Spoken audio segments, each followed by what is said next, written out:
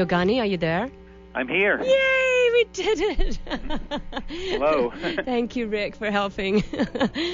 Well, it's been a year since I've been on the board here at the station, so I'm a little rusty, to say the least. Yogani, welcome to Truth from the Source. Well, thank you very much. Thank you for having me on the program. Well, when I found your website, Advanced Yoga Practices, I was so taken back by your information, your messages, and the free lessons that you're giving away online on your website that I just had to connect with you because, Truth from the Source is a show that has been going for over 10 years on KKCR. And I have an incredible audience that is really in a very progressive audience that is always looking for ways to better their lives. And that's what you're doing. So I really want to introduce you to the islands of Hawaii and particularly Kauai, which is where we're airing out of today. Well, it's a pleasure to be in Hawaii, even though I'm in Florida right now. Yes. We were there in June on vacation, and we really enjoyed it. Oh, on Kauai? Well, we were in Oahu. We didn't make it over to your island. Yes.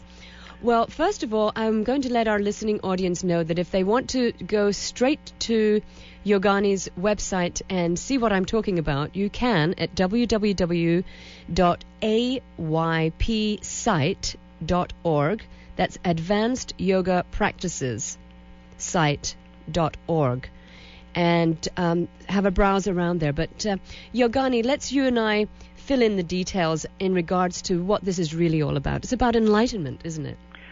Yes, it is, and it's about making very easy to do, accessible practices available to everyone, which has been sort of a touch and go thing for many decades, and as spiritual knowledge has come over to the West over the past century or so, we've been gradually getting our arms around it, and I'm one of those people who learned practices back in the late 60s and early 70s, and I realized several years ago that all of the work that I had done to develop my own practice and the growth that I've experienced really was sort of unique because I integrated things from across a number of traditional lines.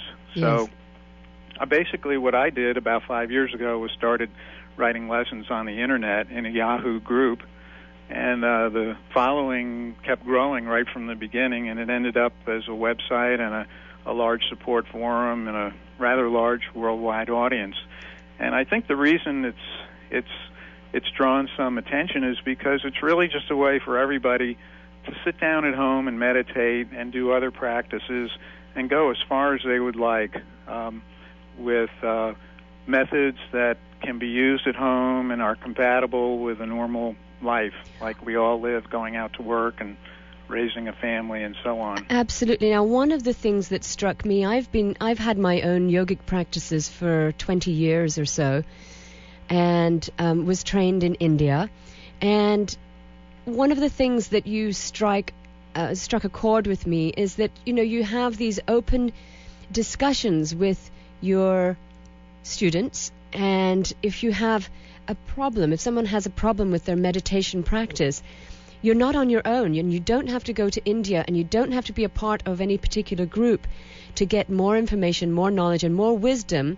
You are actually writing solutions to their problems. If they've been meditating in a specific path and they feel like they're stuck and they're not being able to move through into other dimensions or feel that divine essence in their heart when they're meditating for hours, they can write to you and say, hey, what's wrong?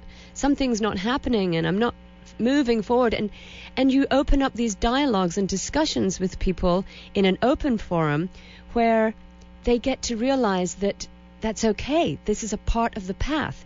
And they don't stop, because that's one of the hindrances, I think, in a lot of teachings, is that we can't keep flying back to India to our spiritual gurus as much as we would love to, and we may be in a remote place where we cannot find the teachings that we need. But through this website, Advanced Yoga Practices, you're actually answering people's questions right there and then, or maybe not immediately, but you do answer their questions and encourage them to keep going.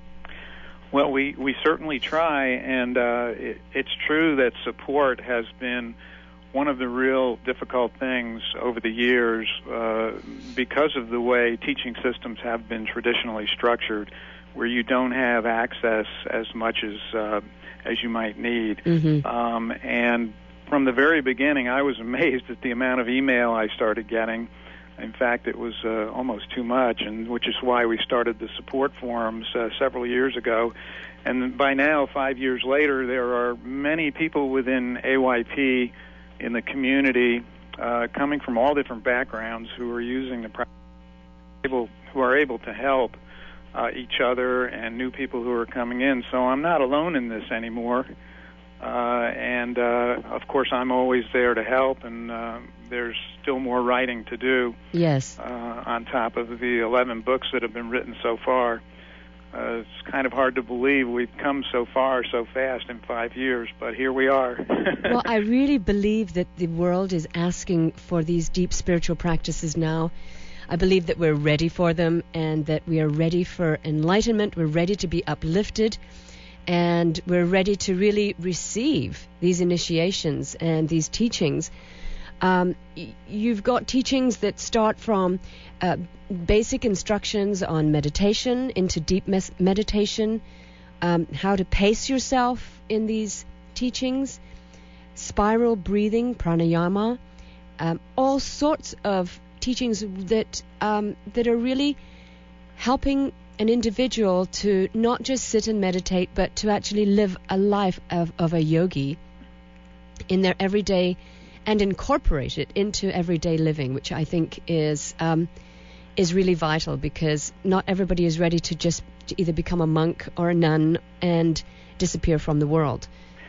Well, one of the things that I found fairly early on is when you start putting 15 or 20 or more practices out there, even if you present them in a fairly good order and a step-by-step approach, which is what has been done, there's still that issue of pacing, and some people tend to jump too far ahead and end up with some energy overload problems or some difficulties. So one of the themes or threads that's woven all the way through the AYP lessons is self-pacing, which is very simply means doing as much in practices as you can handle, and not more and not less. And there are a number of means for doing this, for regulating the different aspects of practice.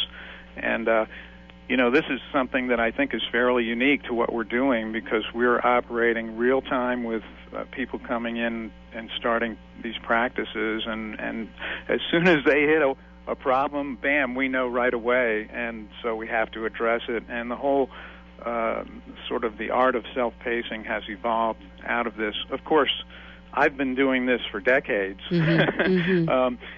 It was just a matter of really systematizing it so that people coming in who start meditation, and they should be meditating 20 minutes twice a day, and they try meditating an hour twice a day, and the next thing you know, they're writing me saying, well, help, my emotions are going wild, I'm having physical sensations. So we're there right away to advise them and say, well, now you should just be meditating so much, or if you have an extra sensitivity in this area, we'll do a little less, or we'll do something else. So it works very well that way, and thank goodness for the Internet, because it makes these kinds of communications very easy. Yes.